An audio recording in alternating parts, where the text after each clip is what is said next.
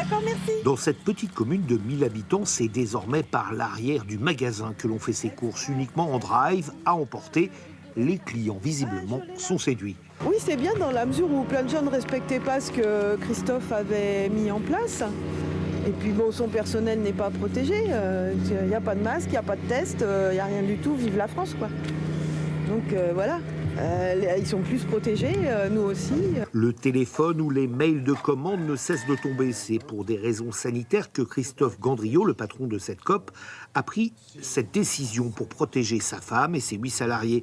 D'autant que certains clients peu scrupuleux venaient souvent à plusieurs reprises dans une même journée pour une bière ou un paquet de chips. On avait encore beaucoup de gens qui venaient pour des courses, entre guillemets, pas du tout nécessaires. Et on était à 250-300 clients par jour. Donc les filles étaient stressées. Et j'ai dit, bon, il faut qu'on mette un frein, il faut juste changer les habitudes. Dans les rayons où les employés sont désormais seuls à œuvrer, et ça les rassure. On est moins au contact des clients, les clients ne circulent pas dans le magasin. Donc pour nous, on se sent beaucoup plus en sécurité comme ça. L'épicier demande à ses clients plus jeunes d'utiliser de préférence le mail pour laisser libre le téléphone pour les personnes âgées. Une clientèle qui découvre ce mode d'achat. C'est pas la première fois que je viens ici. Mais c'est la première fois en venant ici que, oui, effectivement, j'étais jamais venue à Drâle. Quant aux clients fragiles ou sans moyens de locomotion, ils sont livrés à domicile, un véritable service d'utilité publique. Et pour tous ceux qui préfèrent se tourner vers les produits locaux, eh bien, ils ont le choix. Après l'ouverture de drive fermiers un peu partout sur le territoire, eh bien, la plateforme de la région qui met en relation producteurs et consommateurs est même dépassée par son succès avec 71 000 visiteurs en à peine 3 jours. Alors d'autres plateformes apparaissent.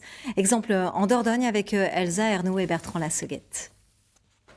Ces légumes d'origine 100% Périgord viennent tout juste d'être récoltés. J'ai ma productrice qui vient me les amener, donc ici.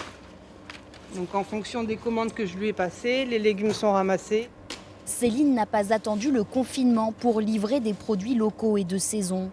12 ans qu'elle dirige Les Paysans du Coin, une plateforme qui met en relation producteurs et consommateurs.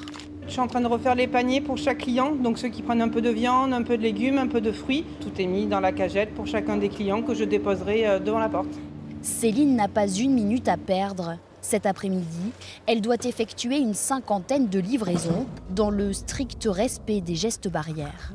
Bonjour madame. Bonjour. Donc je vous le mets comme d'habitude. Oui, j'ai mis l'argent là-haut. Je lui laisse dans un petit sac accroché à ma porte à l'arrière la somme en monnaie sonnante et trébuchante.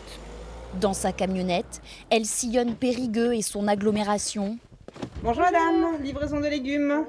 Depuis le début du confinement, son activité est en plein essor. Ça n'arrête pas entre le téléphone qui sonne, les commandes affluent, tant mieux.